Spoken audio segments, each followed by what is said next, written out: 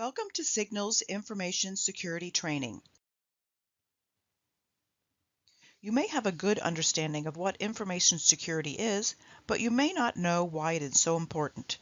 Being educated about what a hacker may be looking for on your system can help you understand why keeping your network security is so critical.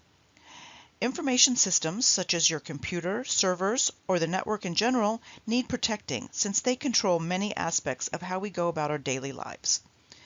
The purpose of this training is to 1. Educate users on information security basics, 2. Demonstrate minimal levels of due care and due diligence, and 3. Educate users so they can protect their systems from compromise from known and unknown threats. There are several reasons for keeping your information secure. Of course, the obvious reason that most people consider network security so important is to keep hackers away from their personal information. Hackers can gain access to your financial records, confidential client information, and private company data. However, this is not the only reason for security. Most of us probably would not consider our communications and files to be top secret, but this does not mean we want other people's reading it. Many people believe if they only use a computer to send emails, surf the internet, or play computer games, they will not be targets for hackers' attack. This is not the case at all. Hackers may not care about your personal information, but they may want to take over your computer so they can launch attacks on other networks, all the while making the attacks appear to be coming from you. Having this control over your computer will enable hackers to mask their own identities. This can create a liability for you personally or your business. This briefing will cover the basics of network technology, information security principles, hacker crime statistics, ways to protect your computer, and the consequences if your systems are compromised. In order to establish a basic understanding of what information security covers, it is important to clearly define the common terminologies and equipment used by most small and medium businesses. Information security focuses on 3 key areas, commonly referred to as the CIA triad. No relation to the government agency, in case you were wondering. Confidentiality deals with limiting access and disclosure to only authorized users. Integrity deals with the trustworthiness of information, keeping data from being compromised. Availability deals with the ability to access data at will. The CIA triad is complete only when confidentiality, integrity, and availability are addressed. In addition to the 3 main components, when encryption is added, it can add the benefit of non-repudiation. Non-repudiation deals with the ability to verify the legitimacy of the author or sender. Note that encryption does not have any effect on availability. It can only enhance the confidentiality and integrity of data. To make the CIA triad easier to understand, I will demonstrate a real-world example of how these concepts work together to make our communications work. In this situation, Bob wants to send Alice an email, but Eve wants to stop it. For confidentiality, Bob wants to ensure Eve cannot read it. His email is only for Alice. For integrity, Bob wants to make sure that Alice gets what Bob sends. She needs to trust the content of the email. For availability, Bob needs the email system to work. When he clicks send, he expects both his network and Alice's network to work in harmony to transmit and deliver the email in a blink of an eye. For non-repudiation, Alice wants to make sure that Bob sent the email. She wants to make sure Eve did not spoof or forge the email to make it look like Bob sent it. The proper name for viruses, spywares, Trojan horses, worms, and all other nefarious application is malicious software, or malware for short. Malware is hardware, software, or firmware that is intentionally or accidentally inserted into a computer system for harmful purpose. To make sure we are all on the same level of understanding, I will cover the 4 most common forms of malware, which are viruses, spyware, Trojan horses, and worms. A virus is a piece of computer software that propagates by inserting a copy of itself into and becoming part of another program. A virus cannot run by itself. It requires user interaction to launch the virus application. This can be done by opening an email attachment, going to a website that is infected, or by inserting a removable drive into your computer. Spyware is a general term for a program that surreptitiously monitors your actions. While they are sometimes sinister, like a remote control program used by a hacker, software companies have been known to use spyware to gather data about their customers. Spyware is bad since it monitors and reports your activities, generally without your knowledge. Some spyware can be recorded by your every keystroke and allow hackers to know everything you type into your computer.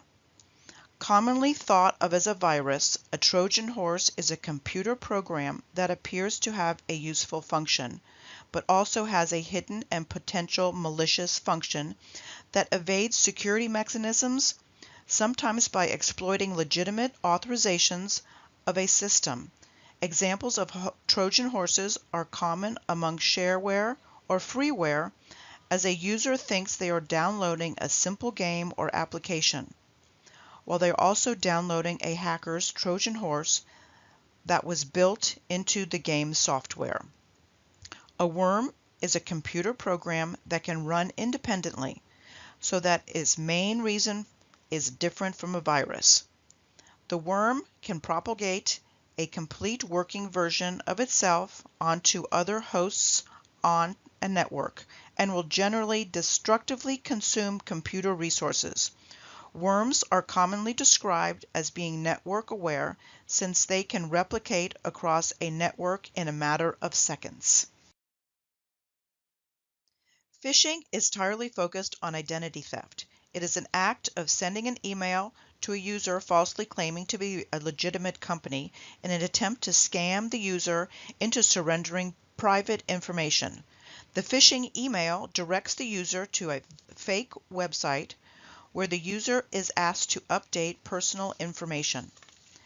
Phishing scams, as well as drive-by or man-in-the-middle attacks, successfully harvest passwords, credit card numbers, social security numbers, and bank account numbers without ever letting the user know they were scammed until it is too late. While phishing attacks deal with emails, drive-by and man-in-the-middle attacks are very likely at places offering free Wi-Fi. In situations like this, you may not know if you are connected to what is called a rogue access point.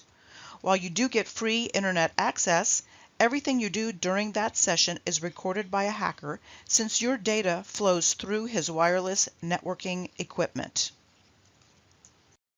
I'm going to take a few minutes to cover the basic networking hardware you routinely see around the office. It is important to know how everything interacts so you can understand the big picture.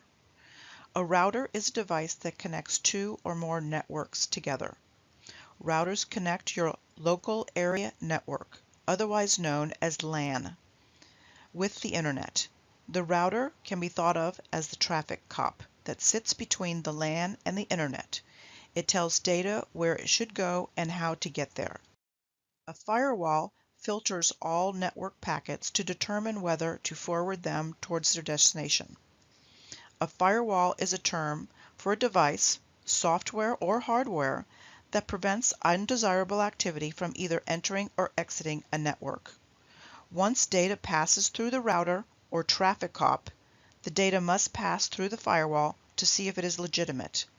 There are a number of firewall screening methods, and your IT staff manages these fire rules. A switch is a device that simply connects segments of your LAN. Switches allow computers to communicate with other computers on the LAN and the router. Each computer with a physical connection to the network must plug into the switch. If you have 10 computers, then 10 cables will plug into the switch. A server is a specialized computer on a network that manages network resources. There can be one or there can be many servers on a network. Some servers can cover multiple functions, or some companies can have one server for each role. For example, a file server is a computer and storage device dedicated to storing files. A web server is a computer that stores a website. For example, you connect to a web server when you enter www.google.com or any other website into your internet browser. An email server is a computer that controls the sending and receiving of email messages. A virtual private network, or VPN, is a network connection that uses a public telecommunication infrastructure, such as the Internet, to provide remote offices and individual users with security access in their organization's network. For example, a company with an office on the West Coast and an office on the East Coast can create a secure connection so they can share data. The solution is to connect the firewalls in both locations to create a VPN connection. In this manner, the data flows between the office and in a secure manner, where in reality the data is going out through the internet. From the perspective of the users, there is no difference accessing resources as if they were in the same office. Layered defenses, or defense in depth, is the approach of using multiple layers of security to guard against failure of a single security component. The most common place to insert a firewall or VPN device is right behind the gateway router that connects to the internet. For an example of how this works, if a hacker sends a ping of death from the internet, it will be stopped at the router. If a hacker tries to attack a network, there is a good chance it will be stopped at the firewall. All the while, legitimate traffic, such as email, can flow through the defensive barriers. In association with layered defenses, the concept of endpoint security focuses on desktops, laptops, and servers on the network. This is because computers require specialized software and continuous updates to keep hackers out. If you can visualize a protective barrier around a computer, it requires a combination of a software firewall, antivirus software, anti-spam software, anti-spyware software, as well as software and firmware updates. Missing any of these components leaves a significant vulnerability to the computer that hackers can use to compromise it. There have been several widely publicized attacks and vulnerabilities related to Microsoft software. Many organizations with proactive security patch management in place were not affected by these attacks because they acted on information that Microsoft made available in advance of the attack. Patches are follow-on releases of software code to fix weaknesses in original program. All software has flaws, and these vulnerabilities are continuously being discovered. Therefore, patch management must be addressed. It helps you maintain operational efficiency and effectiveness, overcome security vulnerabilities, and maintain the stability of your production environment. Common versions of software patches include security patches, hot fixes, service packs, and critical updates. The next section will cover basic network infrastructure. In a standard small and medium business network, users connect to the network in one of two ways, wired or wireless. If they are wireless, they connect to a wireless access point. If they are wired, they connect to a switch, often the firewall and router, and built into the same device. This separates the internal network, which is commonly referred to as the trusted network, from the internet, which is commonly referred to as the untrusted network. The router connects to your Internet Service Provider, or ISP, by either a DSL, cable, or T1 modem, and that allows you to access the Internet. At any given time, data is flowing in multiple directions on the network. To make sense of this, let's look at what happens when you click www.google.com for something you're wanting to search. The data travels from the Internet through your ISP's modem, into your router, firewall, switch, and then to your computer. It all happens at close to the speed of light. In an effort to demonstrate how data transfer works, here is an example of one network sending data to another network. This can be viewed as sending an email to a client. In your network, you click Send.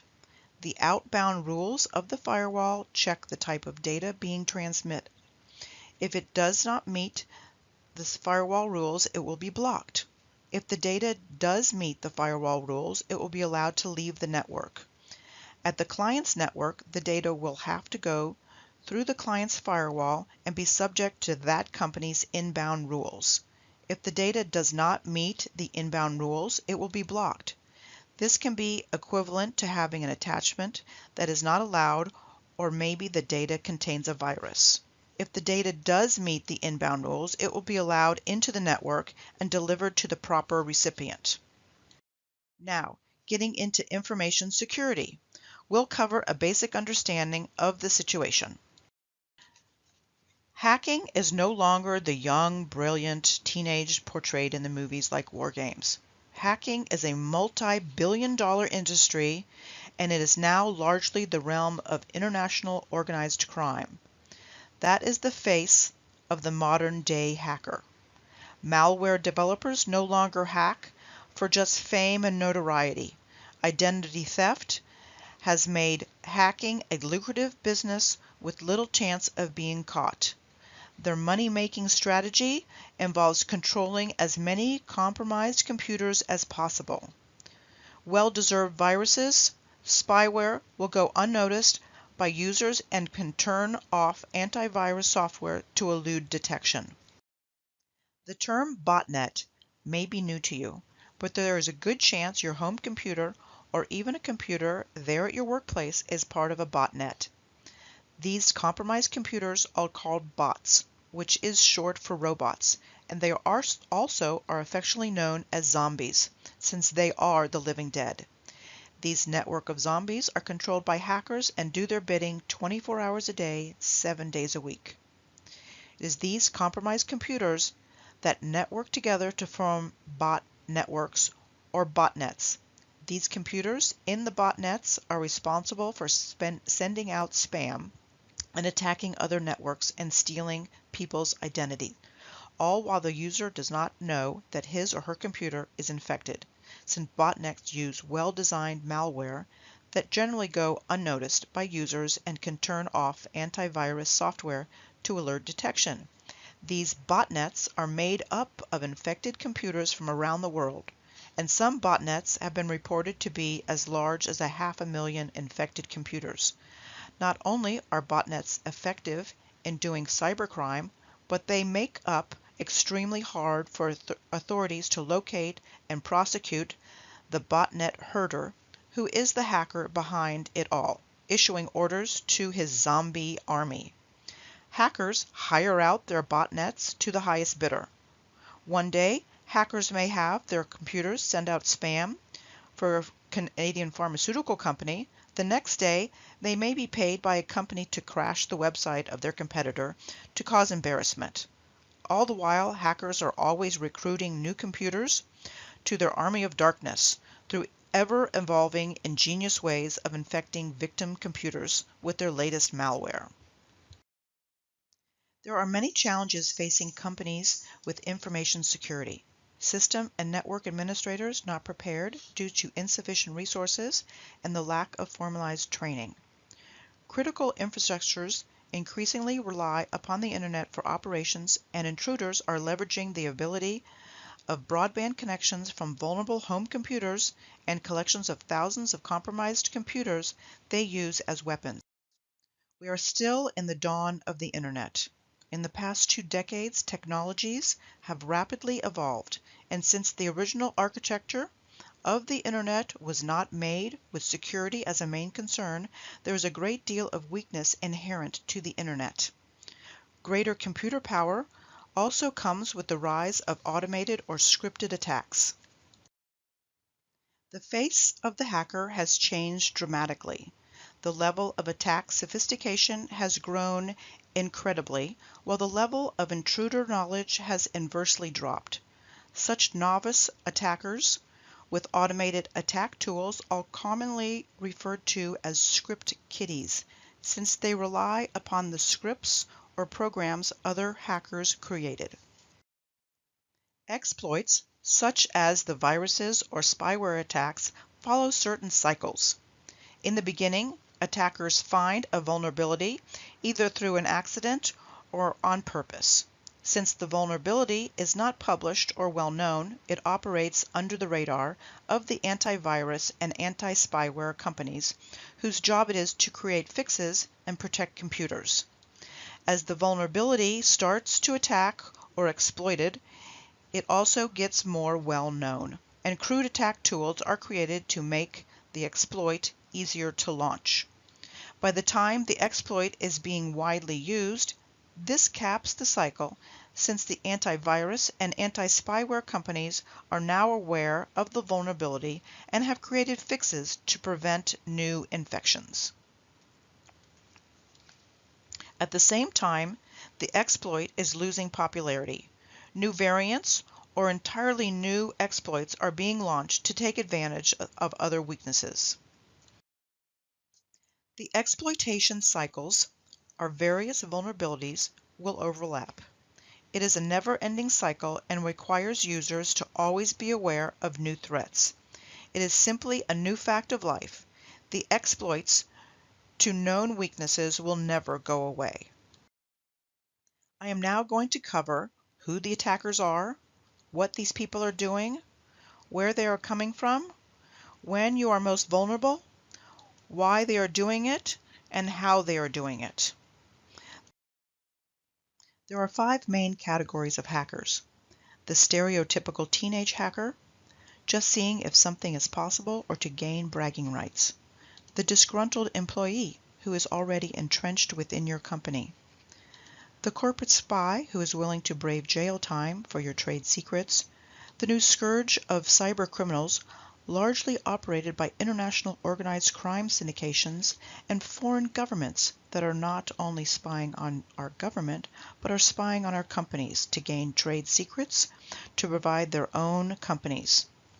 While the U.S. intelligence services are barred from such activities, most other countries have no such laws barring their intelligence services from being used to benefit their companies' economies by providing their companies with stolen trade secrets. To answer what hackers are doing is hard, since there are so many different reasons. These can range from theft of services, which can include stealing internet access. Denial of service attacks can bring networks to a halt by overwhelming the network with traffic. Unauthorized use or misuse of resources can be using resources without permission or trespassing on another network. Criminals store data on unsuspecting users' networks to keep their hands clean. Defacing websites or compromising data can be used for many reasons. Financial loss can take many routes, from identity theft to embezzlement to trade secrets. Infrastructure attacks are currently theory-based, but it's only a matter of time. This is where public utilities are attacked and damaged by cyber attacks. Chaos can be implemented for many reasons as well, from teenagers' bragging rights to a preemptive military strike. The Internet is available worldwide, so we face not only homegrown threats, but those from every country in the world. No other threat exists that allows criminals from all over the world to attempt to steal critical data on a daily basis without any form of retribution. Worst-case situations are countries such as Nigeria and North Korea, where it is documented that there are government ties with hackers. These tend to be poorer countries that have officials who are easily enticed by money that they can earn from hacking or providing a safe haven for hackers. The Computer Emergency Response Team, or CERT, at Carnegie Mellon performed an experiment in 2002 with a Linux PC. In this experiment, an out-of-the-box Linux PC was plugged directly into the Internet without a router or firewall to protect it. Within 30 seconds, the first port scans were detected. Within 1 hour, the first compromise attempts were detected. Within 12 hours, the PC was fully compromised, which means administrative access obtained, event logging selectively disabled, system software modified to suit the intruder. Attack software was installed and the PC was actively probing for new hosts to compromise. The motivations for hacking are many. Money, in the form of identity theft, access to additional resources, the escalation of privileges based on the ego of the user, competitive advantages such as economic and political, grievances or vengeance, curiosity, mischief, attention or notoriety. It is usually not possible to determine the motive while you are under attack. Most intrusions result from the exploitation of known vulnerabilities, configuration errors, or virus attacks where countermeasures were available. The most damaging internet worms or viruses events were all preventable and had prior warning. The table below shows you some examples. I'm now going to cover some recent criminal statistics to demonstrate the real threats. In 2005, the United States Secret Service and CSO Magazine compiled a survey on hacking activities among businesses. 68% of respondents admitted to having an information security breach. Only 32% claimed that they were without incident. Of the respondents that admitted to having security breaches, 82% had viruses, 61% had spyware, 57% were the victims of phishing scams, 57% were the victims of identity theft, 48% had at least one machine that was compromised and was sending spam as an illicit mail server or spam server. Note that the columns add up to over 100%. This means that many of the compromised systems contained a combination of viruses, spyware, and other malware. Infections are not mutually exclusive to just one type of malware infection. There are multiple categories of e-crimes or hacking. Such variants did not exist until recently, while other variants are decreasing in popularity. This is an ever-changing battle against criminals. Respondents reported 55% suffered operational losses, 28% suffered direct financial losses, and 12% reported harm to their business reputation. Financial loss is something hard to classify, since there are generally both hard and soft costs associated with security breaches. The hard costs can include the replacement of hardware and software, as well as the labor for technicians to perform their work. The soft costs that often go unnoticed are the loss of productivity suffered by the business from employees not being able to perform normal business functions. Again, when it comes to financial loss, the return on investment, or ROI, for preventative security measures are a fraction of the costs as compared to the reactive security costs. An ounce of prevention is worth far more than a pound of cure. Interestingly enough, 1 in 5 security breaches were tracked to insiders. While employees can be a company's greatest asset, sometimes employees can also prove to be the greatest threat. Therefore, companies must provide information security policies to protect the organization from employees' misdeeds. I will next cover due care and due diligence. Due care is the care and forethought a reasonable individual will exercise under the circumstances. It is the standard for determining legal duty.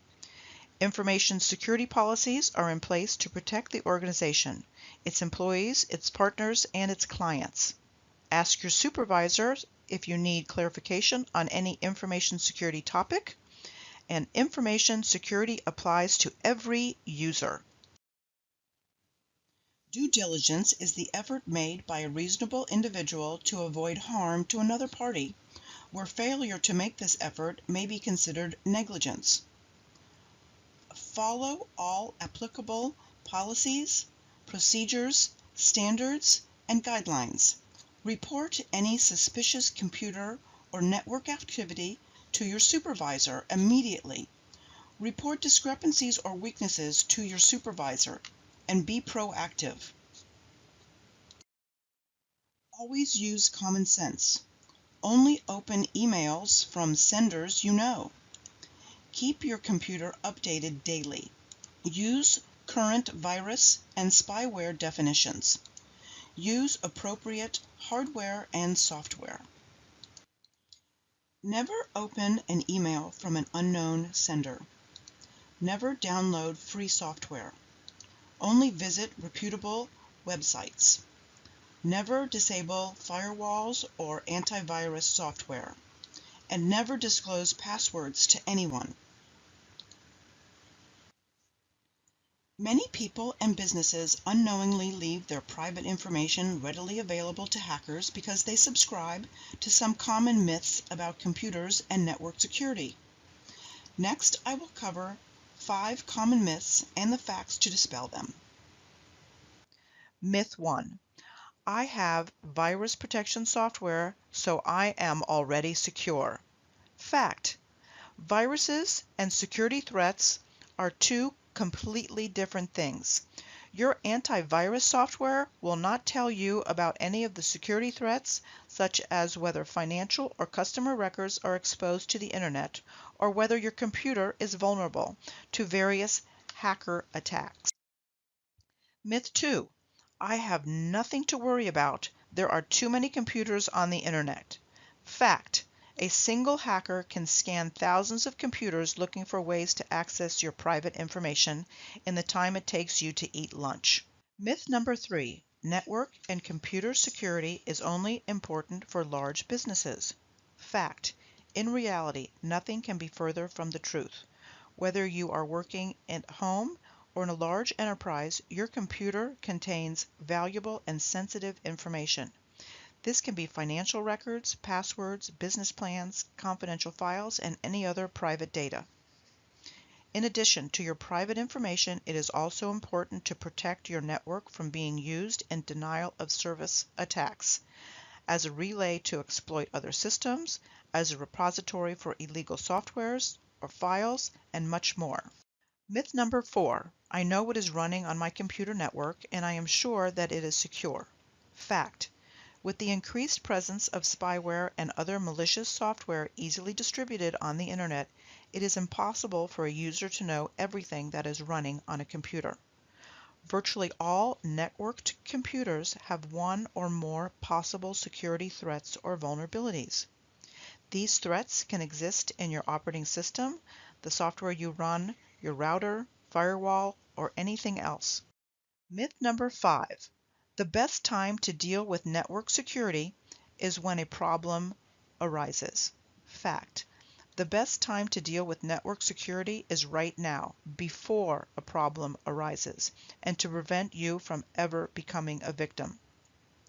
Preventative security measures are immensely less expensive than reacting to security breaches. Think about it. The best time to lock your doors in your home is before a robbery occurs. Afterwards, it is already too late. The damage has been done. This is why it is critical to analyze your network security now and to fix the vulnerabilities before a break-in happens. The final section deals with the consequences of poor information security practices. The sense of time must be made very clear. In the realm of a scripted or automated attacks, the time needed to infect a machine or network is minimal. Intrusions from remote systems can be achieved in a matter of seconds using automated intruder tools. Intruders are interested in gaining access to computing resources to launch attacks as well as to access confidential data. Intruders often compromise a series of remote systems, making it difficult to trace their activities. Once a computer is compromised, the integrity of the entire computer must be verified. Unfortunately for small and medium businesses, this is a specialized skill that is a luxury.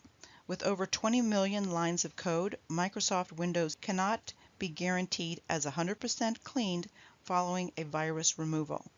The only recourse for these sites is reinstall the operating system and applications and apply all security patches and updates. With a focus on preventive maintenance, the ideal solution is to re-image the infected machine. Instead of reloading the machine manually, which can take several hours, re-imaging or ghosting machine can take as little as 15 minutes. In summary, use common sense. Take the time to educate yourself. Follow your company's information security policies. Use the appropriate tools for the job, and use qualified service providers.